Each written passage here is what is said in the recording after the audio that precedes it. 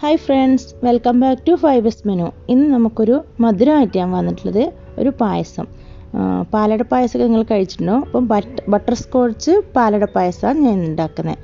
അതിന് വേണ്ടിയിട്ട് ഞാൻ 200 ഗ്രാം പാലട എടുത്തിട്ടുണ്ട്. പിന്നെ ആവശ്യത്തിന് പഞ്ചസാര, പിന്നെ സോസ് ഉണ്ടാക്കാൻ വേണ്ടിയിട്ട് ഫ്രഷ് ക്രീം എടുത്തിട്ടുണ്ട്, ഒരു ബട്ടർ എടുത്തിട്ടുണ്ട്, കുറച്ച് ബട്ടർ മെൽറ്റ് ആക്കിയതുണ്ട്. പിന്നെ വേണ്ടത് നമുക്ക് പാലാണ്. അപ്പോൾ നമുക്ക് എങ്ങനെ ചെയ്യാൻ നോക്കാം. ഞാൻ തിളച്ച ചൂടുവെള്ളം വെച്ചിട്ട് അതിലേക്ക് നമ്മുടെ പാലട ഇട്ടിട്ട് ഒരു അരമണിക്കൂർ മാറ്റി വെച്ചിട്ടുണ്ട്. അത് കഴിഞ്ഞിട്ട് നമുക്കത് വെള്ളം ഊറ്റിയിട്ട് എടുക്കാം. ഇനി നമുക്ക് സോസ് ഉണ്ടാക്കാം. പാൻ അടുപ്പത്ത് വെച്ചിട്ടുണ്ട്. ഞാനൊരു 4 ടേബിൾ സ്പൂൺ പഞ്ചസാര ഇട്ടിട്ടുണ്ട്. അത് ചെറിയ ഫ്ലെയിമിലായിട്ട് ഒന്ന് മെൽറ്റായി വരണം. അപ്പോൾ ഇത് ചെറുതായി മെൽറ്റായി വന്നിട്ടുണ്ട്. ഒന്നുകൂടെ പഞ്ചസാരയൊക്കെ അലിഞ്ഞ് കഴിഞ്ഞാൽ നമുക്കതിലേക്ക് ബട്ടർ ആഡ് ചെയ്ത് കൊടുക്കാം.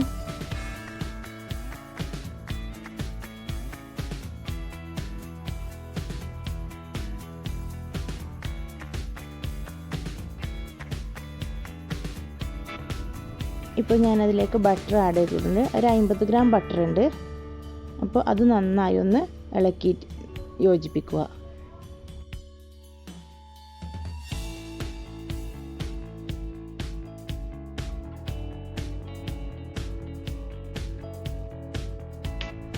ശ്രദ്ധിക്കണം, ഫ്ലെയിം ചെറിയ സിമ്മിലാക്കിയിട്ട് വേണം ചെയ്യാൻ വേണ്ടിയിട്ട്. അപ്പോൾ ബട്ടറും ഇത് നന്നായി മിക്സ് ചെയ്തിട്ടുണ്ട്, കരാമലൈസ്. ഇനി നമുക്കതിലേക്ക് എടുത്തു വെച്ച ഫ്രഷ് ക്രീം ഒഴിച്ചു കൊടുക്കാം. അതുപോലെ നന്നായി മിക്സ് ചെയ്യുക.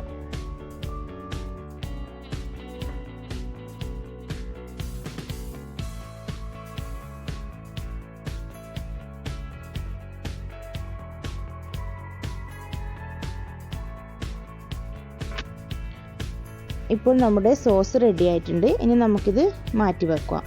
ഇനി 1 ലിറ്റർ പാലാണ് ഞാൻ എടുത്തിട്ടുള്ളത്. അത് തിളക്കാൻ വെക്കുക. അതിലേക്ക് ആവശ്യമായ പഞ്ചസാര നിങ്ങളുടെ മധുരത്തിനനുസരിച്ച് ഇടാം. കുറച്ച് കുറക്കണം, സോസിന് നമ്മുടെ മധുരമുള്ളതാണ്.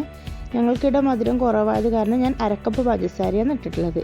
അത് നന്നായി തിളക്കുമ്പോൾ നമുക്ക് മാറ്റി വെച്ച അട ഇതിലേക്ക് ഇട്ട് കൊടുക്കാം. ഒരു ഹാഫ് വേവോളം ആയിട്ടുണ്ട് ഓൾറെഡി. ബാക്കി നമുക്ക് ഈ പാലിൽ വേവണം.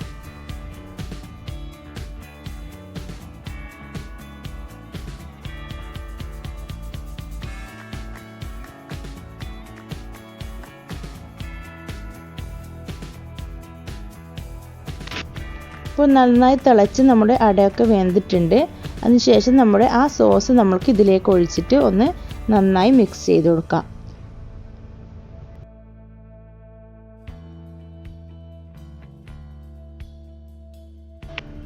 ഇപ്പോൾ നമ്മുടെ പായസത്തിൻ്റെ കളർ വൈറ്റിൽ നിന്നും ഒരു ചെറിയൊരു ബ്രൗണിഷിലേക്ക് മാറിയിട്ടുണ്ട്. ഈ ബട്ടർ സ്കോച്ചാണ് ഇതിൻ്റെ ടേസ്റ്റ്. നിങ്ങൾക്ക് വേണമെങ്കിൽ ഇതിലേക്ക് കുറച്ച് ബട്ടർ സ്കോച്ചിൻ്റെ എസൻസും കൂടി ആഡ് ചെയ്ത് കൊടുക്കാം. ഞാനിപ്പോൾ ഇട്ട് കൊടുത്തില്ല. അതിനു പകരം ഞാൻ കുറച്ച് ഏലക്കാപ്പൊടിയാണ് ഇട്ട് കൊടുത്തത്. ഇനി ഉരുക്കി വെച്ച ബട്ടറിൽ നിന്നും നമുക്ക് 1 ടീസ്പൂൺ നമുക്ക് ഇതിലേക്ക് ഒഴിച്ചു കൊടുക്കാം. അത് കഴിഞ്ഞ് നന്നായി തിളക്കട്ടെ.